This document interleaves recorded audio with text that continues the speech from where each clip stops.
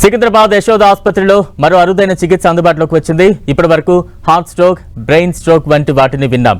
కానీ ఇప్పుడు మరో ప్రాణాంతకమైన ఊపిరితిత్తుల స్ట్రోక్ అటాక్ ఎదురవుతోంది. ఇలాంటి ప్రాణాంతక వ్యాధికి యశోద ఆసుపత్రి అరుదైన శస్త్రచికిత్స అందిస్తోంది. చిన్న వయసులోనే ఊపిరితిత్తుల స్ట్రోక్ అటాక్ గురైన యువకుడికి పల్మనరీ థ్రోంబెక్టమీ చికిత్సతో కొత్త జీవితాన్ని ప్రసాదించారు వైద్యులు. కరీంనగర్ జిల్లాకు చెందిన రిషికేష్ అనే యువకుడు ఊపిరితిత్తుల స్ట్రోక్తో బాధపడ్డాడు. కొద్ది రోజులుగా గుండె నుంచి ఊపిరితిత్తులకు రక్త ప్రవాహం ఆగిపోయింది.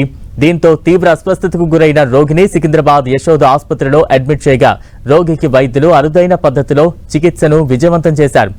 సికింద్రాబాద్ యశోదలో ఇలాంటి అరుదైన చికిత్సలు అందుబాటులో ఉన్నాయని వైద్యులు తెలిపారు.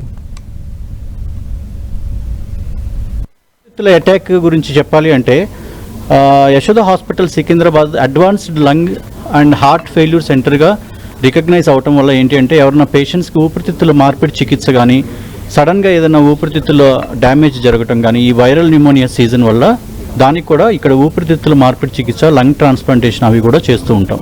వీటన్నిటికీ మనకి సహకరించడానికి ECMO, extracorporeal membrane oxygenation, అంటే మన ఊపిరితిత్తులు పాడైపోయినప్పుడు మనం ఒక ఆర్టిఫిషియల్ ఊపిరితిత్తులను పెట్టి కొన్ని రోజులు మన లంగ్స్ లేకపోయినా కానీ పేషెంట్స్ని మనం దాని ద్వారా రికవరీ చేయడం జరుగుతుంది.